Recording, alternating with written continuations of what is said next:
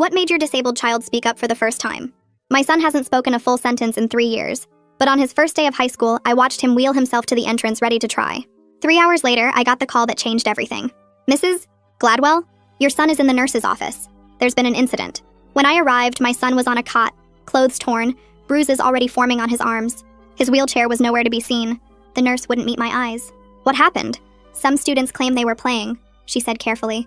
Your son, he had to make his way to class without his chair. Made his way? He crawled. She whispered it like saying it quieter made it less horrific.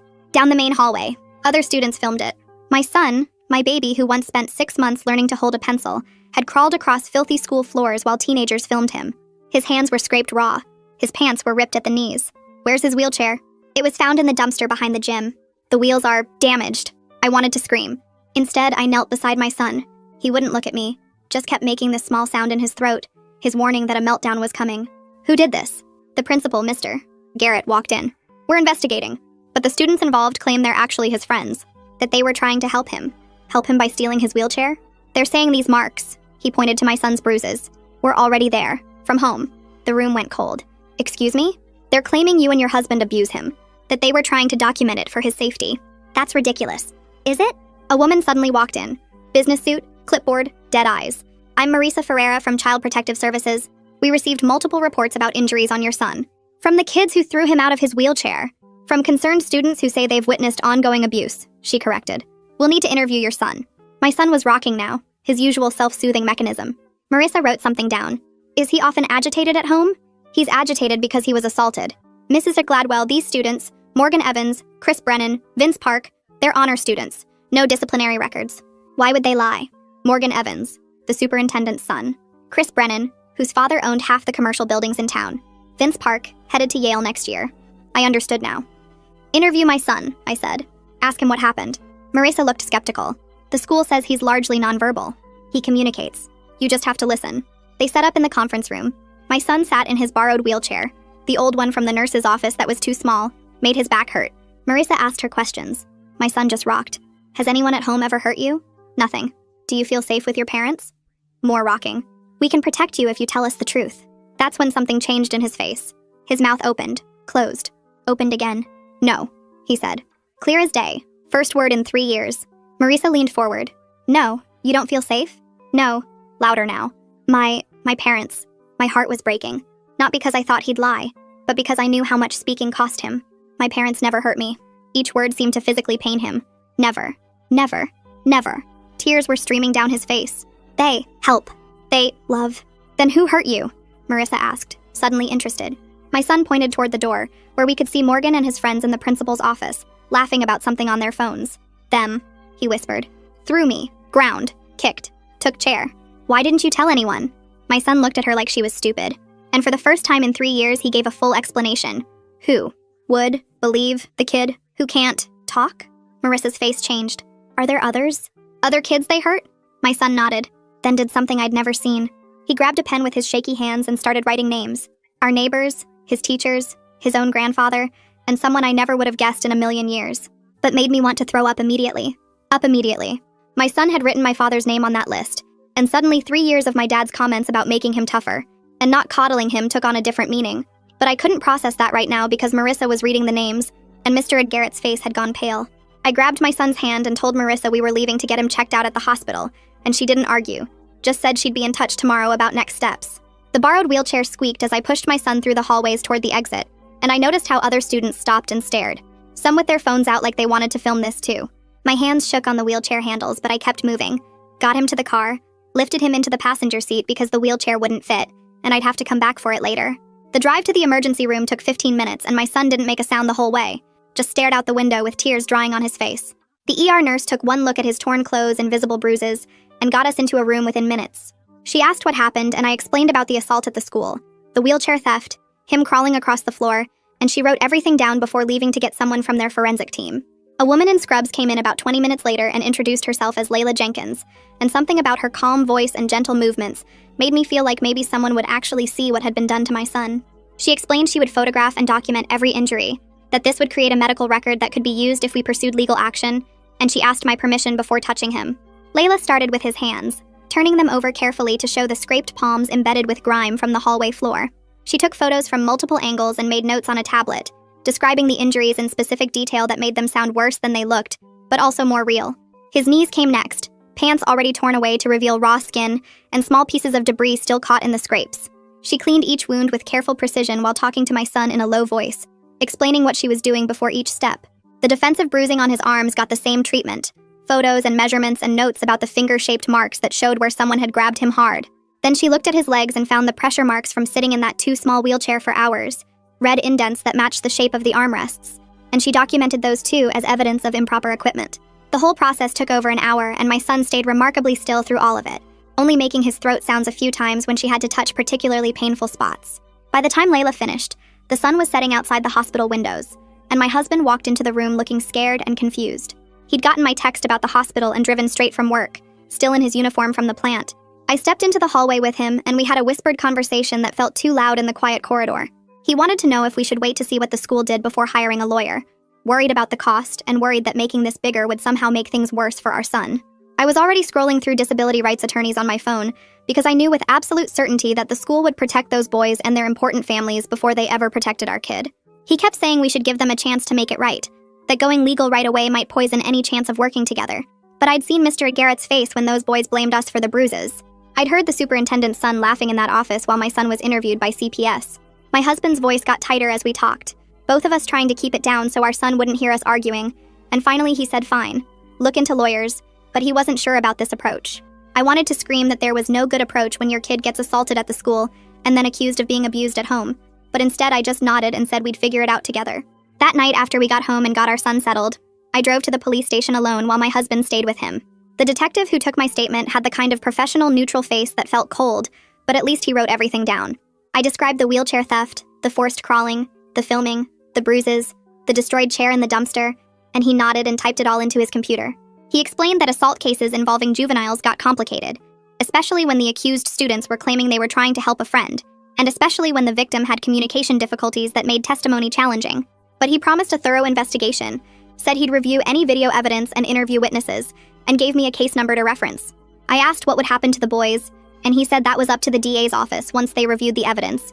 Could be anything from diversion programs to juvenile charges depending on what they found. The whole interview took about 40 minutes, and when I walked back to my car, I felt like I'd just reported a crime that no one really believed was a crime. The next morning my phone rang at 8 and it was Marissa from CPS. She said she needed to schedule a home visit and laid out what she called a preliminary safety plan that made my stomach drop right there in my kitchen.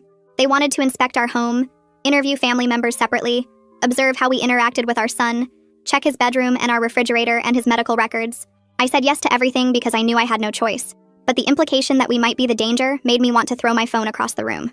Marissa scheduled the visit for 2 days out and reminded me that cooperation was important, and I said we had nothing to hide while thinking about how violated I was going to feel having a stranger judge our home and our parenting. After I hung up, I sat at the kitchen table and made a list of things I needed to do, and the first item was find a lawyer who specialized in disability rights and education law. I reached out to the parent support network from my son's middle school through their Facebook group, explaining briefly what had happened and asking if anyone knew a good attorney. A mom I barely knew, someone whose kid had been in a different classroom, sent me a private message within an hour with the name Veronica Fisher and a phone number. She said Veronica had helped her family fight for proper accommodations 2 years ago and was tough but compassionate, exactly what we needed. I called and left a message, my voice shaking as I tried to summarize what happened without breaking down, describing my son crawling down that hallway while students filmed him. Veronica called back within 2 hours, said she'd heard about the case already through the parent network grapevine and wanted to help. We scheduled a meeting for the next day, and she told me to bring every piece of documentation I had, every email from the school, every medical record, every photo. I hung up feeling like maybe I'd found someone who would actually fight for us instead of trying to make this go away quietly. That night, my son had a massive meltdown triggered by catching sight of himself in the bathroom mirror. The bruises on his face had darkened to deep purple, and the scrapes on his hands were scabbed over, and seeing his own injuries seemed to break something loose inside him. He started rocking hard, making those throat sounds that meant he was losing control, and I sat down on the bathroom floor with him. I didn't try to stop the rocking or make him talk, just stayed close and kept my voice low and steady while he worked through it. An hour passed, then another, and gradually the rocking slowed and the sounds got quieter, until he was just leaning against me exhausted. I realized sitting there on the cold tile that this trauma was going to be with him for a long time no matter what justice we managed to get, that even if those boys got punished and the school got held accountable, my son would still carry this. The next day, I met Veronica in her downtown office, a small space with files stacked on every surface and disability rights posters on the walls. She listened to everything while taking detailed notes in a legal pad, occasionally asking specific questions about timelines and documentation. Then she explained how we could approach this through multiple angles. ADA violations for failure to accommodate, IDEA protections for special education rights, civil rights claims for disability discrimination, and criminal charges for assault. She was direct about the challenges we faced given the students' family connections, the superintendent's son being involved, the wealth and influence protecting these boys. But her confidence that we had a strong case, that the evidence was clear and the law was on our side, gave me the first real breath I'd taken in days.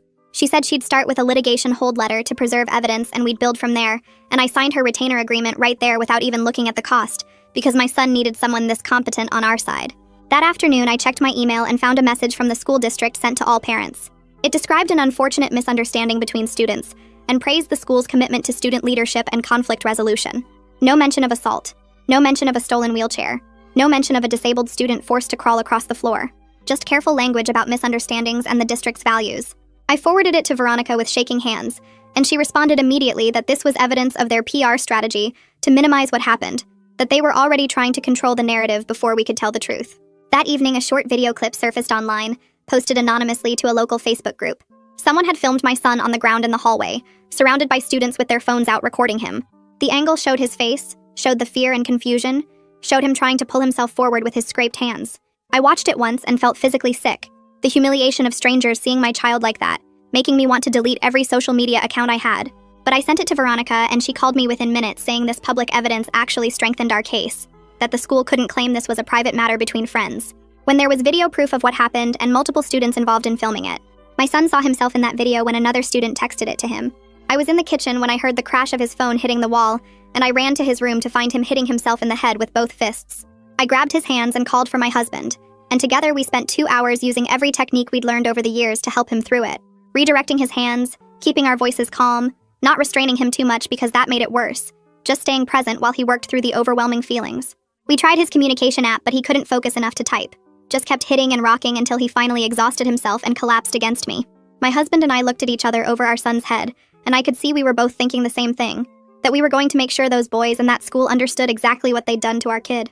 I stared at my father's name on that list and felt my stomach turn over. The other names were teachers, a neighbor, people I could handle confronting, but seeing my own dad's handwriting there made me want to throw up immediately. I grabbed the paper and folded it before anyone else in that conference room could see all the names, then thanked Marisa for her time and got my son out of there as fast as I could manage. We drove home in silence, my son exhausted from all that speaking, and me trying to process that my father had hurt him, and I never knew. That night I couldn't sleep, just kept thinking about all the times I'd left my son alone with my dad, all the times I'd trusted him. The next morning I called Veronica before my son even woke up and told her about the list, about my father's name being on it. She listened without interrupting, then said she'd send out the litigation hold letters that day to everyone involved. I could hear her typing while we talked, already drafting the formal notice. She explained she'd send letters to the school district, to the 3 families of the boys who hurt my son, to the superintendent, the school board, the district's legal counsel. The letters would demand they preserve all evidence including videos, text messages, emails, disciplinary records, anything related to what happened. She'd make it clear we weren't going away quietly, that this was serious legal action coming. I approved everything and hung up feeling like at least something was moving forward, even if I felt sick about my father. That afternoon, Marisa showed up for the home visit she'd scheduled, clipboard in hand, and that same professional expression that gave nothing away. She walked through our house room by room, asking questions about our daily routines, how we discipline our son, what medical care he receives. I followed her around answering everything honestly while feeling like a criminal being investigated in my own home. She opened our refrigerator and looked inside, checking we had adequate food, I guess. She went into my son's bedroom and examined his bed, his medical equipment, his communication devices. She asked to see his medical records, and I pulled out the thick binder I keep with all his documentation, years of doctor visits and therapy sessions and specialist appointments. Marisa flipped through it carefully, taking notes on her clipboard. She asked about medications, about his daily schedule, about who supervises him and when. Every question felt like an accusation, even though her tone stayed neutral. My husband came home from work in the middle of the visit, and I could see him tense up immediately when he saw Marisa sitting at our kitchen table with her paperwork spread out. He answered her questions too, explaining how we split caregiving duties, how we coordinate his medical appointments, how we handle his meltdowns. The whole thing took almost 2 hours, and by the end I felt drained and angry that we had to prove we weren't abusing our own child. That evening after Marisa finally left, I was making dinner when my phone buzzed with a Facebook message from someone named Glenn Caldwell. I almost ignored it thinking it was spam, but the preview text mentioned disability rights and education issues. I opened it and read that he was a journalist covering these topics for the local paper, and he'd heard about what happened to my son. He asked if I'd be willing to talk about it, said he wanted to tell the story properly, and shine light on how schools fail disabled students. I stared at the message for a long time, my finger hovering over the reply button. Part of me wanted to say yes immediately, wanted someone to tell the truth publicly about what those boys did and how the school protected them. But another part of me was terrified of making things worse, of my son's face and name being in the paper, of more attention and more people judging us. I told Glenn I needed to think about it and talk to my attorney, then closed Facebook and tried to focus on getting dinner on the table. The next day, I got a phone call from a number I didn't recognize, and when I answered, a woman's voice asked if I was the mother of the boy who was hurt at the high school. My whole body went tense, ready for another attack or accusation. But she said her daughter had autism and went to the same school, and she wanted me to know Morgan and his friends had mocked her daughter multiple times over the past year. She described incidents in the cafeteria, in the hallways, cruel comments about her daughter's stimming behaviors and social difficulties. Every time she'd reported it to the school, they'd dismissed it as normal teenage teasing, boys being boys, nothing serious. She said she was too afraid to come forward officially because her daughter was graduating in a few months, and she didn't want to jeopardize that, or make her daughter a target for more harassment. But she wanted me to know I wasn't alone, that this was a pattern, that Morgan had hurt other kids and gotten away with it because of who his father was. After we hung up, I sat there feeling this strange mix of validation and rage. Validation that I wasn't crazy, that this wasn't just about my son, that there was a pattern of behavior the school ignored. Rage that other kids had suffered and nothing changed, that the school protected bullies instead of victims. That night, my husband and I had our first real fight since all this started. He'd been supportive through everything, but when I told him about Glenn the journalist and that I was considering talking to him, my husband's face changed. He said he was worried about our son becoming a public spectacle, about strangers knowing our business, about the boys' families coming after us harder if we went public. I argued that silence was exactly what let people like Morgan get away with hurting kids, that maybe public pressure was the only way to force real change. We went back and forth for over an hour, voices getting louder, neither of us budging. He kept saying he just wanted to protect our family, keep us safe and private. I kept saying that speaking up was how I protected our son, how I made sure this didn't happen to other kids. We didn't resolve anything before bed, just went to sleep angry on opposite sides of the mattress, and I lay there in the dark, feeling this new stress layered on top of everything else. The next morning, I checked my email and found a message from the school proposing a meeting to discuss what they called a restorative justice approach. I opened the attached document and read through their proposal with growing disbelief. They wanted to facilitate a conversation between my son and the students involved, have them talk through what happened and work toward reconciliation. The proposal even suggested having one of those students serve as my son's peer buddy to help him navigate school and build positive relationships. I read it twice to make sure I was understanding their audacity correctly. They wanted my son to sit down with the boys who threw him out of his wheelchair, who filmed him crawling, who then accused us of abuse and have a friendly chat about feelings. They wanted one of his attackers to be his helper at the school. I forwarded the email to Veronica with the subject line asking if they were serious, my hands shaking with anger as I typed. Veronica responded within minutes, her email explaining this was a classic institutional move to avoid accountability by framing assault as a relationship problem that could be solved with dialogue. She said schools loved restorative justice because it let them avoid real consequences for students and claimed they were being progressive and trauma-informed. She drafted a response declining their proposal and reiterating our demands for proper investigation and real consequences for everyone involved. I read her letter and approved it immediately, hitting send with satisfaction. I felt relieved to have someone who spoke their language and wouldn't let them manipulate us with their therapeutic buzzwords and false concern. That evening, I sat down with my son after dinner, thinking about what Layla the nurse had said about gentle questioning and giving him time. I pulled up his communication app on his tablet and asked if there were other people who had hurt him that we needed to know about. He looked at me for a long moment, then slowly started typing on the screen with his shaky fingers. It took almost 20 minutes, him typing and deleting and typing again, his face scrunched up in concentration. Finally, he turned the tablet toward me, and I read through the names he'd listed. Some I expected from the paper list he'd written at the school. Some were new. And then I saw my father's name again, spelled out clearly this time, and my heart broke all over again. I asked my son if he wanted to tell me what happened with Grandpa, and he typed out short phrases describing how my father would grab his arms too hard, would yell at him for stimming, would call him weak and say he needed to toughen up. Each word felt like a knife. I called my father that night after my son was asleep, my hands sweating as I dialed. When he answered, I didn't bother with small talk, just asked him directly if he'd ever hurt my son. There was this long silence on the other end of the line, and then my father said he was just trying to teach him to be tougher. He said coddling wasn't going to help my son in the real world, that sometimes kids needed firm handling to learn. I felt something cold settle in my chest as I listened to him make excuses. I told him he wasn't welcome around my son anymore, that he needed to stay away from our family. He started to argue, his voice getting defensive and angry, but I hung up before he could finish. I sat in my dark kitchen crying for the relationship I thought we had, for the father I thought he was. The next morning, I woke up to an email from Ahmed Clark, a school board member I'd never met or heard of before. He said he'd heard about the situation with my son and wanted to meet privately to discuss options. I read his message multiple times, immediately suspicious of his motives. Was he genuinely concerned, or was this damage control? The district trying to manage me through a friendly board member? I forwarded the email to Veronica asking what she thought. She called me back within an hour and said having a board member engaged could be strategically useful if we were careful, that we should meet with him but not share anything we wouldn't want the district to know. She said to listen more than talk, to feel out whose side he was really on. I wrote back to Ahmed agreeing to meet, my finger hesitating over the send button as I wondered if I was making a mistake. The next day, I drove to the coffee shop Ahmed suggested, a small place near the district office that made me wonder if meeting here was strategic on his part. He was already sitting at a corner table when I walked in, a guy in his 40s wearing a polo shirt and khakis, looking more like a dad at a soccer game than a school board member. He stood up when he saw me and shook my hand with a firm grip that felt genuine. Then we both sat down and ordered coffee from the server who came by. Ahmed didn't waste time with small talk. He leaned forward and said the district had a long history of protecting certain families, especially ones with money or political connections, and that he'd been trying to change that culture from within for the past 2 years since he got elected to the board. I asked him directly if he could help us, and he was honest in a way that actually made me trust him more. He said he couldn't promise specific outcomes because he was only one vote on a 7-member board. But if we filed a formal complaint with the board about what happened to my son, he would push hard for an independent investigation instead of letting the district investigate itself. I left that coffee shop feeling something I hadn't felt in days, a cautious hope that maybe not everyone in the system was working against us. 3 days later, I got an email from the school scheduling an emergency IEP meeting, and when I forwarded it to Veronica, she immediately called me and said she was coming as my advocate, that I shouldn't walk into that room alone. The morning of the meeting, I picked her up from her office and we drove to the school together, and she spent the whole drive coaching me on what to expect and what language to use.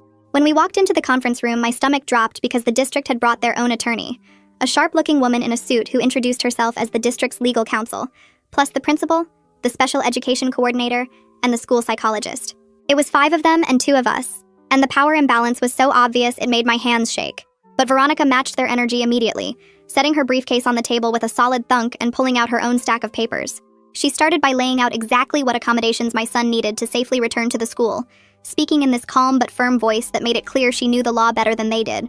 She talked about his communication needs, his mobility requirements, the documented safety risk given what had just happened, and the district's legal obligation under IDEA to provide a free, appropriate public education in the least restrictive environment. During the meeting, I spoke up and requested an independent educational evaluation and a one-on-one aid for my son, citing both his communication needs and the clear safety risk. The district attorney jumped in immediately, saying that budget constraints made a full-time aid unrealistic and that they needed to balance my son's needs with the needs of other students in the district. I felt my face get hot because I knew this was coming, but Veronica was ready. She looked directly at the attorney and explained in this measured tone that budget is not a legal justification for denying necessary accommodations under IDEA, and that if the district couldn't provide appropriate services, they were required to contract with outside providers at their expense. She pulled out printed court cases to back up what she was saying, sliding them across the table one by one. The special education coordinator looked uncomfortable, and the principal kept glancing at the district attorney like he was hoping she would make this go away.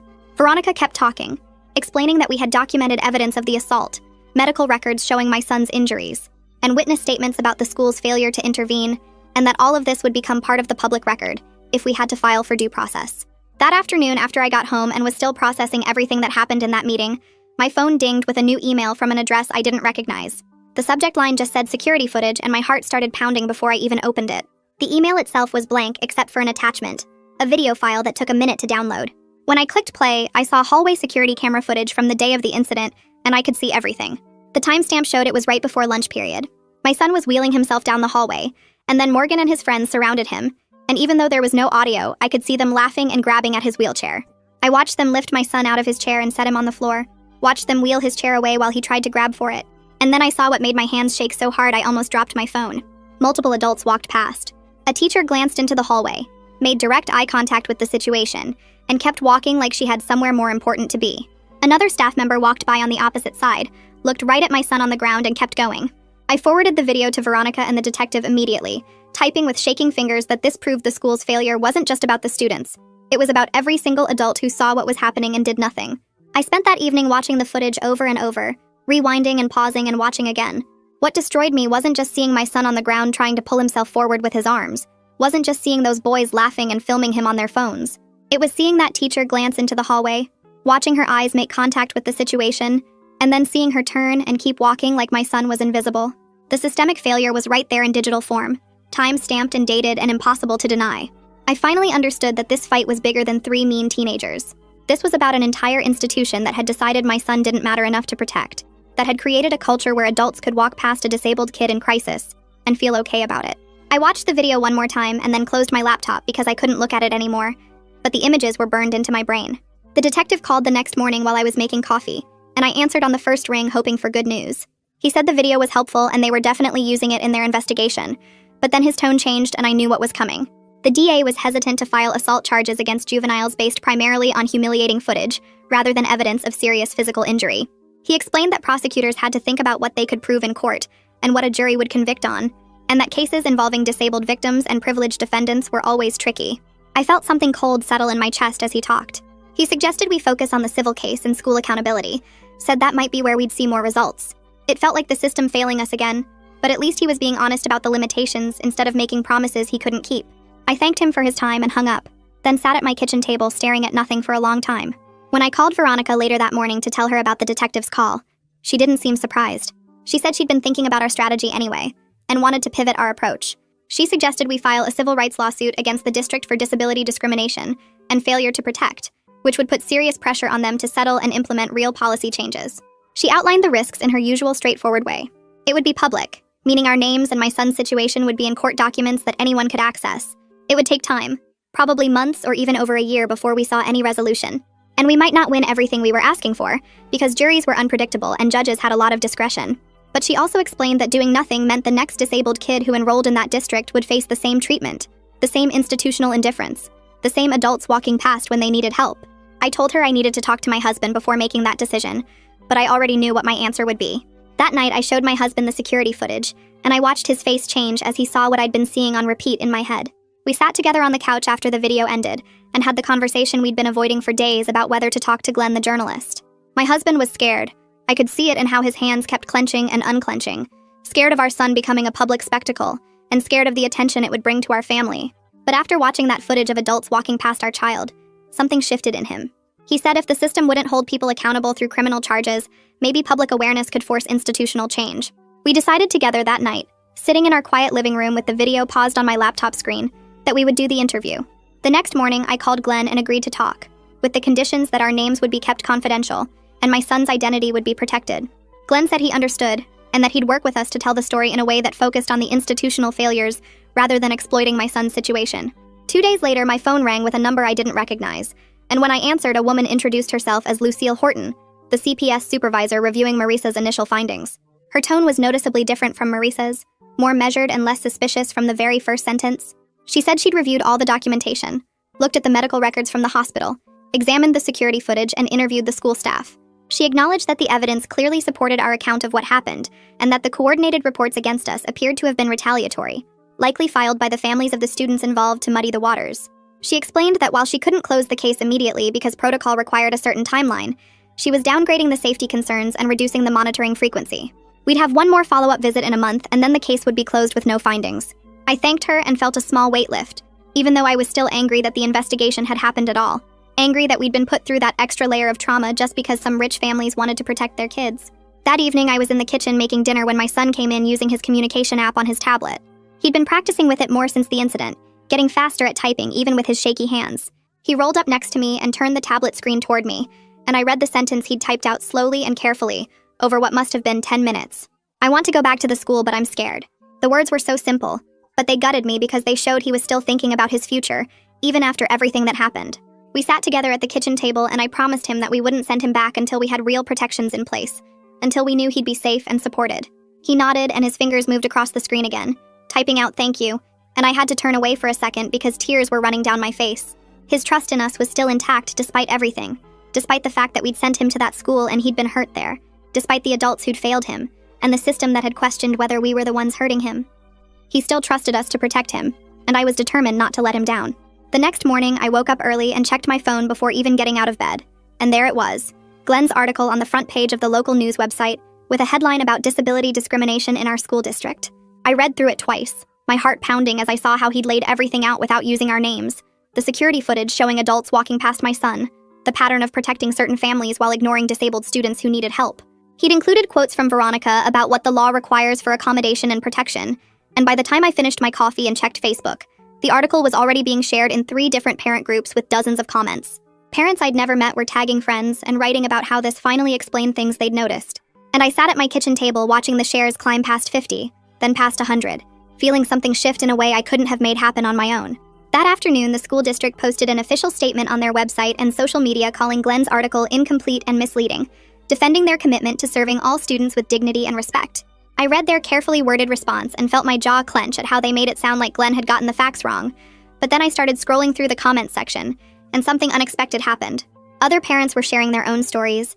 A mom whose son with Down syndrome got locked in a bathroom by classmates while teachers ignored his aide's requests for help. A dad whose daughter with epilepsy was told she was faking seizures for attention. Parent after parent describing how administrators had looked the other way when their disabled kids faced bullying or denied basic accommodations. The public pressure was building in the comments and shares in a way that felt bigger than just our situation, and I screenshot some of the stories to send to Veronica because they showed this wasn't an isolated incident but a pattern. That evening I was making dinner when my phone buzzed with an email from Ahmed, the school board member who'd met with me at the coffee shop. He wrote that the board had held an emergency session that afternoon and approved funding for an independent investigator to review how the district handled our incident and to look at their disability accommodation policies more broadly. It wasn't everything we needed, but it was tangible progress. The kind of thing that wouldn't have happened without Glenn's article putting pressure on them, and Ahmed pushing from inside the system. I forwarded the email to Veronica and my husband, and for the first time in weeks, I felt like maybe we were actually moving forward, instead of just fighting to stay in place. 2 days later, Marisa showed up for her follow-up interview, and I could tell immediately that something had changed in how she approached us. She went through her checklist and asked her questions, but this time she was clearly just completing the required process, rather than looking for problems. She walked through our house and noted that our son appeared well cared for, that our home was safe and clean and appropriate for his needs, that the medical records and therapy schedules showed consistent care. She sat at our kitchen table and told us the allegations against us had not been supported by any evidence, and that she'd be recommending the case be closed with no findings. I thanked her and felt a small weight lift off my shoulders, even though I was still angry that we'd been put through this investigation at all. Angry that those boys and their families had been able to weaponize CPS against us, just because they didn't want to face consequences. The following week, Veronica called to tell me she'd filed the civil rights lawsuit against the school district that morning. She'd named specific failures in the complaint, how they didn't accommodate my son properly, how they failed to protect him from known harassment, how they showed deliberate indifference to disability-based discrimination. The filing was public record, and by that evening, Glenn had already written a follow-up article detailing the legal claims and what they meant. I read his piece while my son was at therapy, and it generated another wave of comments and discussion about how the district treated vulnerable students, parents sharing the article and talking about whether their own kids' schools did any better. Within 3 days, the district's attorney reached out to Veronica about setting up mediation. She called me to explain that this was standard, that they wanted to avoid the discovery process and a trial that would expose more of their institutional failures to public scrutiny. We talked through the pros and cons, and I told her we'd agree to mediation, but only if it was clear we weren't interested in a settlement that just gave us money while letting them continue the same policies that had put my son in danger. She said she'd make that position clear to their attorney, and we scheduled the mediation for 3 weeks out to give both sides time to prepare. Around the same time, my son started working with a new speech therapist who specialized in augmentative communication. She came to our house twice a week and brought a tablet with a more sophisticated app that let him build longer sentences and save phrases he used frequently. I watched him work with her, his shaky hands moving slowly across the screen as he learned the new interface. And one afternoon, he successfully typed out a full complex thought about wanting to try a new food he'd seen at the store. His face lit up when the app read his sentence aloud in its mechanical voice. And I felt this surge of hope watching him gain tools to advocate for himself and communicate what he needed without having to struggle through speaking words that cost him so much effort. Then someone online figured out who we were, despite Glenn's attempts to protect our identity, and the harassment started. Messages appeared in my Facebook inbox calling me an attention-seeking parent who was exploiting my son's disability for money and fame. Someone created a fake account to comment on every post I made, accusing me of coaching my son to lie and using him as a pawn in a lawsuit. I screenshot everything and sent it to Glenn, who advised me to document all of it, adjust my privacy settings, and not engage with the harassers no matter how much I wanted to defend myself. He wrote another piece a few days later about how families who speak up about disability discrimination routinely face this kind of retaliation, how it's designed to silence them, and make them back down, and reading it helped me understand that the harassment meant we were threatening people who benefited from the current system. My husband and I had another difficult conversation that week about the toll this fight was taking on our family. He sat across from me at the dinner table after our son was asleep and said he was worried about our son's privacy being violated and about our safety now that people were sending threatening messages. I told him I felt like we were finally being heard after years of being dismissed and ignored, that staying silent hadn't protected our son, so speaking up was our only option. We went back and forth for over an hour, and we didn't fully resolve our different comfort levels with how public this had all become. but we agreed we needed to start couples counseling to handle the stress without letting it destroy our marriage. The school board scheduled a public meeting with disability accommodations on the agenda, and Veronica spent an hour coaching me on how to deliver effective public comment. She helped me write a 3-minute statement that was specific and factual, and focused on policy changes rather than raw emotion, though she said it was okay to let my voice show how much this mattered. The night of the meeting, I stood in line with other parents waiting to speak, my prepared statement printed out and folded in my shaking hands. When they called my name, I walked to the microphone and looked out at the board members and the audience and started reading, my voice only shaking a little as I described what happened to my son and what needed to change to protect other disabled students. The room went completely silent as I spoke, and when I finished and walked back to my seat, I could feel dozens of eyes on me, some sympathetic, and some hostile, but at least now they'd heard the truth directly from me instead of filtered through official statements and damage control. 2 days after the board meeting, I got a call from someone identifying himself as a district administrator who wanted to discuss options for resolving our concerns without further legal action. He laid out their proposal over the phone. The district would provide private tutoring for my son at home for the rest of the year, cover all his therapy costs including the new communication specialist, and offer us a payment of $15,000. In exchange, we'd sign an agreement not to discuss the incident publicly and drop the civil rights lawsuit. I told him I needed to talk to my attorney and hung up. When I called Veronica, she wasn't surprised at all. She explained that districts often try to buy silence because it's cheaper than fighting a case that exposes systemic failures, and the NDA requirement was the real goal because it would prevent us from warning other families or pushing for policy changes. We talked through the pros and cons for almost an hour. The money would genuinely help with medical bills, and the tutoring would give my son a safe learning environment, but signing away our right to speak felt wrong. I kept thinking about the other parent who'd called me, the one too scared to come forward because her daughter was graduating soon. If we took this deal and stayed quiet, how many more kids would get hurt because no one knew the pattern existed? Veronica said the choice was ultimately mine, but that she'd seen too many families take settlements, and then watch the same thing happen to someone else a year later. I told her we weren't signing. 3 days later, I received a personal email from the superintendent himself, Morgan's father. He wrote that as a parent, he understood my concerns, and wanted to meet privately to discuss how we could move forward in a way that protected all the students involved. He suggested coffee at a neutral location, just the two of us. No lawyers or formal proceedings. He ended the email by saying that sometimes parent-to-parent conversations could accomplish more than legal battles. I forwarded it to Veronica immediately. She called me within 20 minutes and her tone was sharper than usual. She explained this was a classic intimidation tactic dressed up as reconciliation, that he either wanted to pressure me into backing down or get me to say something without legal protection that they could use against us later. She strongly advised me not to meet with him under any circumstances. I spent that evening drafting a response email with Veronica's guidance. I kept it professional and brief, stating that all communication regarding this matter needed to go through my attorney and copying Veronica on the message. I hit send and felt this weird mix of relief and anxiety, knowing I'd just refused a direct request from someone with significant power in our community. Glenn's investigative piece came out the following Monday morning, and it was much longer and more detailed than his first article. He'd interviewed 3 different disability rights lawyers who all said our district had significantly higher rates of accommodation denials compared to similar districts in the state. He included quotes from 2 former district employees who spoke anonymously about pressure they'd felt to minimize special education costs and protect certain families from consequences. The article laid out specific data showing that students with wealthy or politically connected parents faced discipline at much lower rates than other students, even when the violations were identical. By that afternoon, the comments section had exploded with parents sharing their own stories, and the article was shared across multiple parent groups and disability advocacy networks. 2 days later, Glenn called to tell me the state education department had announced they were opening a compliance review of the district's special education practices. He sounded excited but cautioned that state reviews moved slowly and didn't always result in meaningful changes, but at least it was official scrutiny from outside the district's control. Lucille from CPS called me that same week to officially close our case. She went through the formal language about no findings of abuse or neglect and how the investigation was complete. Then her tone shifted slightly, and she acknowledged that the timing and coordination of the reports against us had raised questions, especially given that they all came from families connected to the students involved in the incident. She couldn't say more than that officially, but the implication was clear. She offered to connect us with family support services that could help with respite care and therapy resources, explaining that even though the case was closed, we qualified for voluntary support programs. I accepted immediately because we desperately needed more help managing everything. She emailed me a list of contacts and resources that afternoon, and I felt grateful that at least one person in the system had treated us with basic decency, even while following procedures that felt designed to punish us for speaking up. Ahmed reached out to update me on the independent investigator the board had hired. He couldn't share too much because the investigation was confidential, but he told me the investigator had a strong background in disability rights law and education compliance, and wasn't someone who would write a whitewash report just to protect the district. I gathered all our documentation, made copies of everything including the security footage, and created a detailed written timeline of every interaction from the first day of school through the present. The investigator's assistant contacted me to schedule a meeting, and I spent hours preparing, organizing everything chronologically, and highlighting the key failures at each stage. When I met with the investigator, she listened carefully and took extensive notes, asking specific questions about accommodation requests we'd made before the incident and how the district had responded. She didn't make any promises about her findings, but her questions suggested she understood the systemic nature of what had happened. Glenn connected me with a digital forensics expert who specialized in video authentication for legal cases.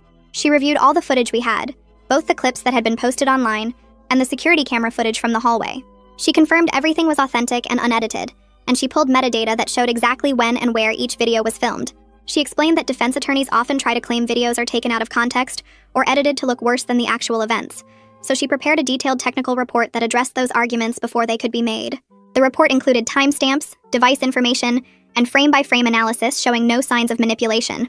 Veronica was thrilled when she reviewed it, saying this kind of expert testimony could be crucial in mediation because it eliminated any wiggle room for the district to claim the videos didn't show what they clearly showed. The following week, I received a call from an attorney representing Vince Park. He explained that Vince wanted to apologize directly to our family and was willing to provide a detailed statement about what happened and who else was involved in exchange for our support of reduced consequences for him. The attorney was careful to frame it as genuine remorse rather than strategic positioning, but I couldn't tell which it really was. I told him I needed to discuss it with my attorney and my son before making any decision. That night, I sat with my son and used his communication app to explain the request. He took a long time typing his response, his hands shaking as he worked through the words. Finally, the app read out his answer. He said he was angry at all of them, but that Vince was the only one who seemed sorry, and he wanted to hear what Vince had to say, even though it wouldn't fix anything. I called Veronica the next morning, and we talked through whether this was genuine accountability or just Vince trying to get a lighter punishment. She said it could be both, that people's motivations are rarely pure, but that having one of the students willing to provide detailed testimony about the incident and the planning behind it could strengthen our case significantly. We agreed to consider it but made no promises about supporting reduced consequences. My son surprised me a few days later by using his communication app to tell me something he'd been holding back. He typed slowly and carefully, building a long message about a teacher at the school. He said there was a teacher named Miss Ed Broderick who used to make comments in class about how he needed to be toughened up, and that getting special treatment wasn't helping him learn to deal with the real world. He described how she would sometimes ignore his accommodation requests during class, like extra time on assignments or permission to use his communication device, and how she'd made him feel like asking for help was wrong. He said other kids had heard her comments and it made them think treating him badly was okay. I felt sick reading his words because it meant the problem went so much deeper than 3 cruel teenagers. The adults who were supposed to protect him had instead created an environment where hurting him seemed acceptable. I immediately documented everything he told me and sent it to Veronica, who added it to our growing file of district failures. Veronica filed an emergency motion for injunctive relief the next day. She asked the court to order the district to immediately provide my son with a properly fitted wheelchair to replace the one that was damaged, assign him a trained one-on-one aide who specialized in communication support, and create a monitored safety plan that included specific hallway routes and regular staff check-ins. The motion included all our evidence, the expert reports, and detailed documentation of every accommodation the district had failed to provide. The hearing was scheduled for the following week. Veronica called me after filing to say she felt cautiously hopeful, given how strong our evidence was, and how much public attention the case had generated. But she warned me that courts moved slowly, and that even a favorable ruling might not give us everything we needed. The parent backlash hit me harder than I expected. Someone started a petition on the PTA Facebook page claiming I was damaging the school's reputation and making it harder for all students by forcing expensive accommodations that would take money away from regular education programs. The petition had over 100 signatures within 2 days. I started hearing whispers at the grocery store and seeing people I knew from the school events cross the street to avoid talking to me. One parent I'd considered friendly posted on Facebook about how some parents were just looking for a payout and using their kids to get attention. She didn't name me directly, but everyone knew who she meant. I sat in my car in the parking lot after seeing that post and just cried because I'd known speaking up would be hard, but I hadn't been prepared for how personal and mean the attacks would feel. That night, I had to remind myself over and over that their comfort with things staying the same didn't make me wrong for demanding my son be safe at the school. But it still hurt to be treated like the problem instead of the people who'd actually hurt my child. Up immediately. My own father's name sat there on the page in my son's shaky handwriting, and the betrayal cut deeper than anything Morgan or his friends had done because this was family, someone who was supposed to protect him. I took photos of everything he'd written with my phone, my hands shaking so badly I had to steady them against the table. Marissa watched this unfold with a completely different expression now. No longer the suspicious investigator, but someone who understood she'd walked into something much bigger than a schoolyard incident. She asked my son if he felt safe going home with me, and he nodded immediately, reaching for my hand with his scraped fingers. We left the school that afternoon with Marissa's card and a promise that she'd be following up on all the names he'd provided, not just investigating us. The emergency hearing happened 3 days later in a small courtroom that smelled like old wood and floor polish. Veronica had filed the motion the morning after our meeting, and somehow she'd gotten us in front of a judge faster than I thought possible. My son sat in his borrowed wheelchair next to me, his communication app open on the tablet we'd brought. The district's attorney was a tall woman in an expensive suit who kept shuffling papers and whispering to the superintendent, who'd shown up personally probably because his own son was involved. The judge was an older woman with gray hair pulled back tight, and she looked at my son with the first genuine interest I'd seen from any official in this whole mess. Veronica stood and explained what we were asking for, laying out the documented safety failures and the immediate need for accommodations. Then she did something brilliant. She asked the judge if my son could provide testimony using his communication app, with her reading his typed responses aloud for the record.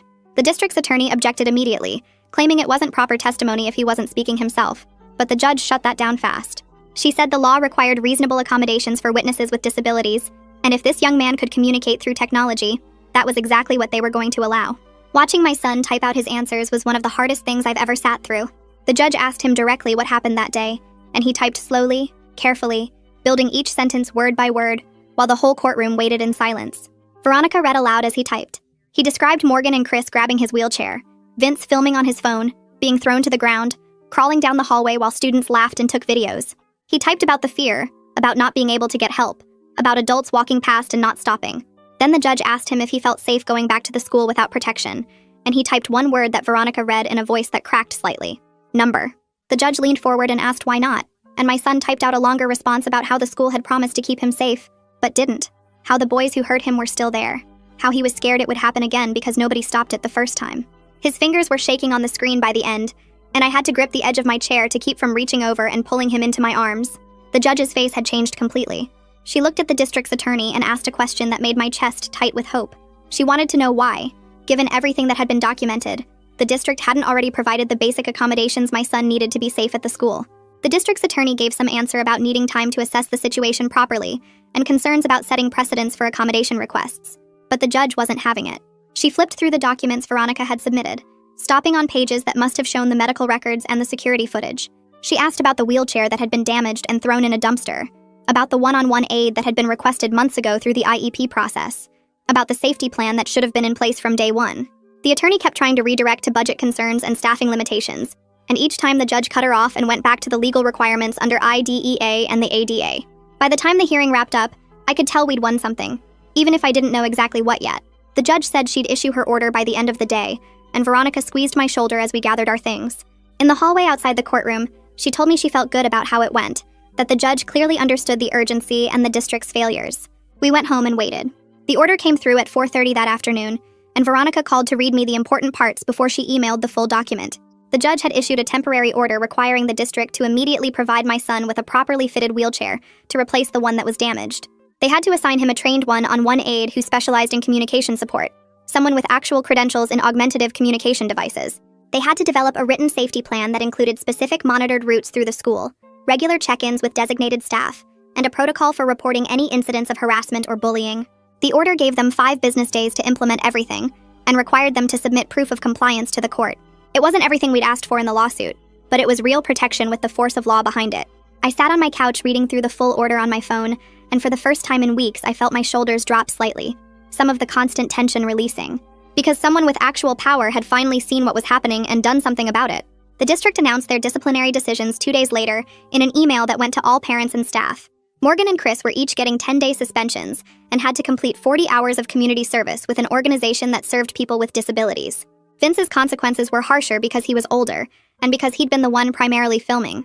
He was suspended for the rest of the semester, which was about 6 weeks, and he was barred from participating in graduation ceremonies, though he could still graduate and get his diploma. The email used careful language about taking bullying seriously and ensuring all students felt safe, but it never actually used the word assault or acknowledged what had really happened.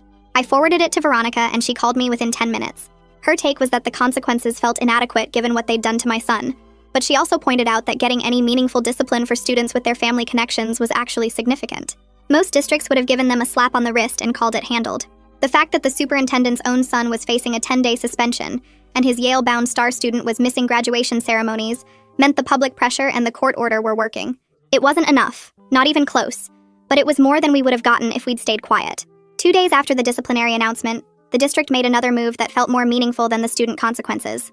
Mr. Garrett, the principal who'd tried to dismiss what happened as students playing around, was quietly placed on administrative leave pending the independent investigation's findings.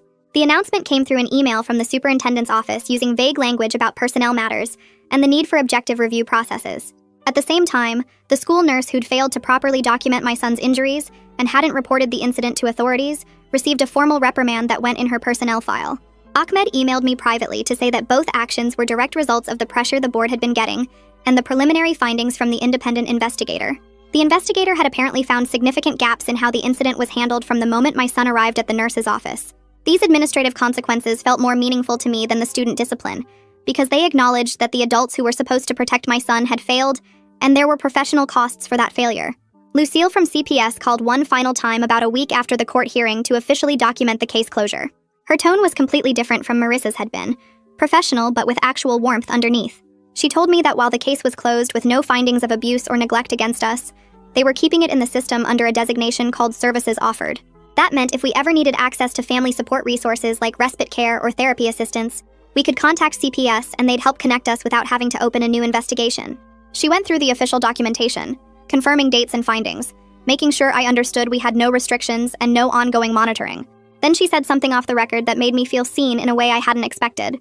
She told me she was glad we'd fought back, that too many families didn't have the resources or energy to challenge coordinated false reports like the ones that had been filed against us. She said cases like ours, where the reports were clearly retaliatory and the evidence overwhelmingly supported the family, helped CPS recognize patterns and be more skeptical of suspicious reporting clusters. It didn't erase the violation of being investigated in our own home, but it helped to know that someone inside the system understood what had really happened. We spent the next week adjusting to the new routine with my son's aide. Her name was Rita, and she was a patient woman in her 50s, with gray streaks in her dark hair and gentle hands that never grabbed or rushed my son. She had actual training in augmentative communication, and years of experience working with kids who had complex communication needs. The first day she came to our house to meet my son before school started back, and I watched her introduce herself by showing him her own communication app and explaining how she'd help him use his. She never talked down to him, never acted like his communication challenges meant he couldn't understand or have opinions. She asked him questions and waited for his answers, no matter how long it took him to type them out. By the end of that first meeting, my son had typed that he felt okay about trying school again with her there. The properly fitted wheelchair arrived 3 days later, delivered by a medical supply company the district had contracted with under the court order. It was the right size, with proper support for my son's back and legs, and it had working brakes and smooth wheels that actually rolled properly. When my son sat in it for the first time, he actually smiled, this small, relieved expression that made me realize how much pain he must have been in using that too small loaner chair all this time. Rita helped him adjust the footrests and showed him how to lock the brakes himself, treating the wheelchair like the important mobility device it was, instead of just a chair with wheels. Glenn published his follow-up article about a week after the court hearing, and this piece focused on the policy failures the case had exposed and the changes being implemented. He quoted from the judge's order, laying out exactly what accommodations the district had been required to provide, and why those basics hadn't been in place from the start. He included quotes from Ahmed about the school board's commitment to reviewing accommodation procedures district-wide, not just at the high school. The article mentioned the independent investigation and the administrative consequences for the principal and nurse, framing the whole situation as a catalyst for broader reform in how the district handled disability accommodations and bullying reports. Glenn had also gotten quotes from disability rights advocates talking about how common these failures were and how most families never had the resources to fight back the way we had. Reading the article helped me feel like the pain we'd been through might actually prevent other families from suffering the same way. It wasn't just about my son anymore. It was about changing a system that had failed too many kids for too long. Veronica called me on a Tuesday afternoon to say the district wanted to proceed with formal mediation rather than risk going to trial. She'd been expecting this because districts almost always preferred to settle once they realized they were facing strong evidence and bad publicity. She'd already prepared a detailed settlement proposal that included financial compensation for my son's medical bills, therapy costs, and the pain and suffering he'd experienced. But more importantly, the proposal included specific policy changes she wanted the district to implement. Mandatory training for all staff on disability rights and proper accommodation procedures. Regular auditing of how IEP and 504 plans were being implemented. A clear protocol for investigating and documenting bullying incidents involving students with disabilities. An anonymous reporting system so students and staff could report concerns without fear of retaliation. We spent hours on the phone and then in her office going over every detail of the proposal, because I wanted to make sure any agreement we reached actually protected future students, not just paid us off and let the district go back to business as usual. About 2 weeks after the court hearing, Vince's attorney reached out to Veronica requesting a restorative justice session. The attorney explained that Vince wanted to apologize directly to my son and take responsibility for his actions, and that he was willing to participate in a facilitated session with a trained mediator if we were open to it. Veronica and I discussed it carefully because we both knew this could be genuine remorse, or it could be a strategic move to help Vince's case. I talked to my son about it using his communication app, explaining what restorative justice meant and what the session would involve. I told him he didn't have to do it, that we could say no and it wouldn't affect our lawsuit or anything else. He typed for a long time, working through his thoughts slowly. Finally, he typed that he wanted to hear what Vince had to say, that he wanted to understand why they did it. We agreed to participate but set strict ground rules through Veronica. My son could leave anytime he wanted, no questions asked. Vince had to take full responsibility without making excuses or blaming others. Anything said in the session could still be used in the civil case if we needed it. The mediation couldn't be used to pressure us into dropping charges or accepting a smaller settlement. The restorative justice session happened on a Saturday morning at a mediation center downtown, in a room with comfortable chairs arranged in a circle and tissues on a side table. The mediator was a calm woman who explained the process and the ground rules again, making sure everyone understood this was voluntary and focused on accountability and understanding. Vince sat across from my son and me, his parents beside him looking uncomfortable and worried. Rita was there too because my son wanted her support, and Veronica sat next to me taking notes. Vince started by reading a prepared statement that his attorney had clearly helped him write. It covered all the right points about taking responsibility and understanding the harm he'd caused, but it sounded rehearsed and legal. Then something shifted. Vince put the paper down and his voice cracked. He said he knew what they did was wrong while they were doing it, that he'd felt sick filming it but did it anyway because Morgan's approval felt important, and he didn't want to be the one who said no. He talked about seeing my son on the ground and knowing it was cruel, but convincing himself it was just a prank that would be funny later. My son used his communication app to type questions and Rita read them aloud. He asked why Vince filmed it instead of helping. He asked if Vince understood how scared he was, how much it hurt. Vince's answers were halting and uncomfortable, but they seemed genuine. He admitted he hadn't let himself think about my son's fear, because that would have meant admitting what they were really doing. The session lasted almost 2 hours, and by the end, everyone was emotionally exhausted. It didn't fix anything or erase what happened, but it was the only real accountability we'd gotten from any of the students involved. The only time one of them had actually faced my son, and admitted the truth without lawyers and school administrators running interference. I watch my son's shaky handwriting form letters on that paper, and my heart stops when I see my father's name appear among the others.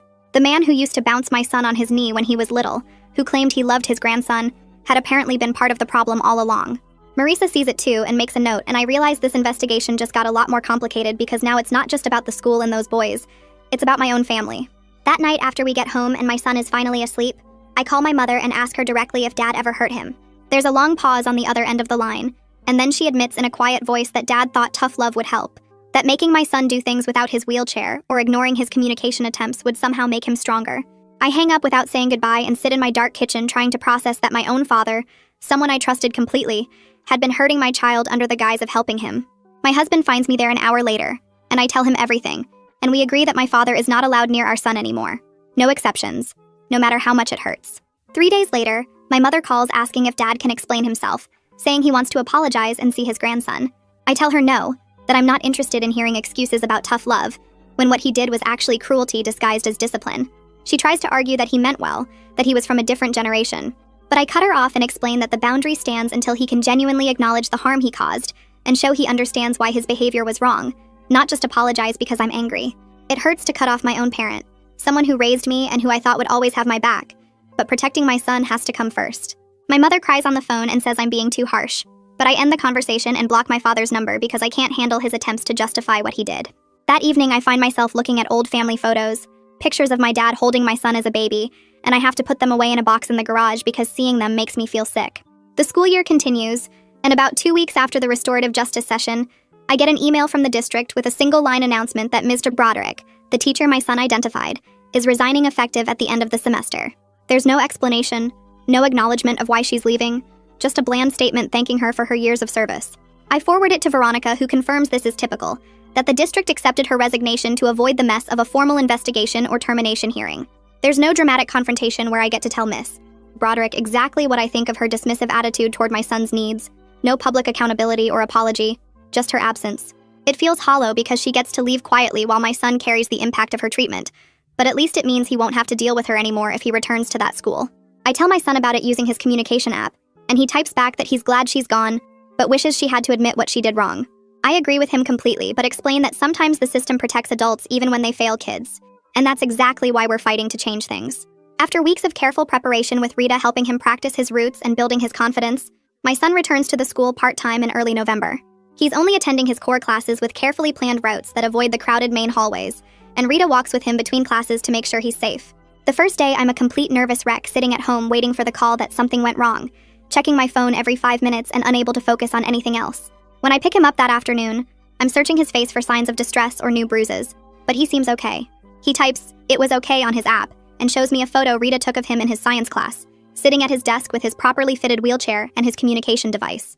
No incidents, no harassment, no one filming him or stealing his chair, just a regular boring school day where he learned about chemical reactions and took notes. It feels like a miracle, this normal day that most parents take for granted, but that we had to fight so hard to make possible. On the drive home, he types that his science teacher was nice, and that another student asked him a question about his app, and I have to pull over for a minute because I'm crying too hard to drive safely. That same week, I find a support group for parents of children with disabilities that meets weekly at a community center about 20 minutes from our house. I almost don't go to the first meeting because I'm exhausted, and the idea of talking to strangers about everything we've been through sounds overwhelming. But something makes me walk through those doors anyway. The room has about 12 other parents sitting in a circle with coffee and cookies on a side table, and when I introduce myself and briefly explain why I'm there, several people nod like they've heard similar stories before. Over the next hour, I listen to other parents share about fighting school districts for accommodations, dealing with insurance companies that deny necessary equipment, and facing judgment from people who don't understand their children's needs. A mom whose daughter has cerebral palsy talks about how the school tried to put her in a separate classroom away from her peers, and another dad describes spending 3 years in due process hearings to get his son appropriate services. Walking into that meeting and hearing these stories makes me feel less alone than I have in months, like I've found people who understand this particular kind of exhaustion and determination that comes from advocating for your child in systems that weren't built with them in mind. We exchange contact information, and someone adds me to their group text where parents share resources and warnings about unhelpful providers, and I realize I've found people who get it in a way that even well-meaning friends don't. In mid-November, almost 2 months after that first terrible day, I receive a thick envelope from CPS with official letterhead. Inside is the final closure letter documenting that their investigation found no evidence of abuse or neglect, and that our family demonstrated appropriate care and advocacy for our child. The letter notes that we were connected with support services and that no further monitoring is required, and it includes Lucille's signature at the bottom. I read it 3 times to make sure I'm understanding correctly, that this nightmare part is actually over, and then I file it carefully in the folder with all our other documentation.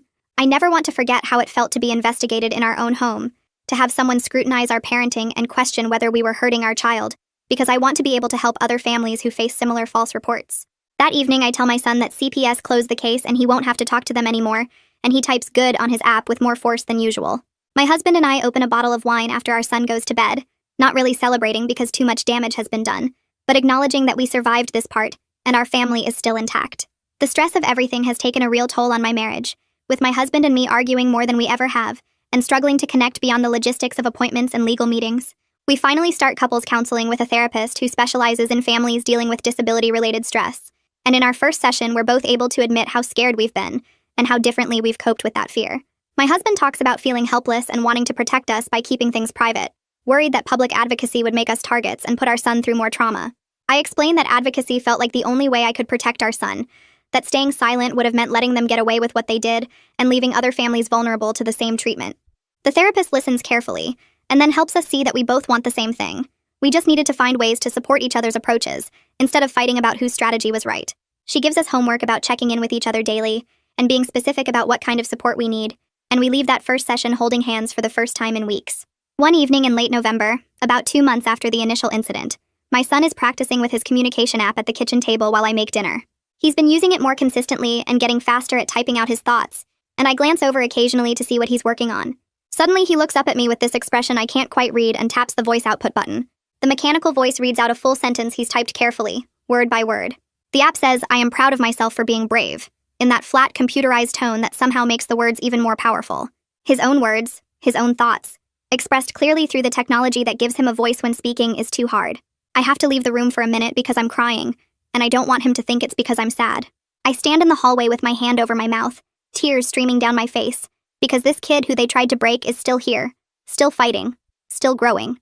When I come back, he's watching me with concern and types, "Are you okay?" And I tell him yes, that I'm more than okay, that I'm so incredibly proud of him I can barely stand it. That night after my son is asleep, I sit down at my desk and open the detailed timeline I've been keeping throughout this entire process. I add the latest updates about his return to the school, the support group, the counseling, his breakthrough with the communication app. I know this fight isn't over because the mediation with the district is still pending, the independent investigation hasn't released its findings yet, and we're still monitoring how they implement the court-ordered accommodations. But as I review everything we've documented, I can see how far we've come from that first horrible day. My son is safer than he was with his properly fitted wheelchair, his trained aide, and his communication tools. He has legal protections in place that didn't exist before.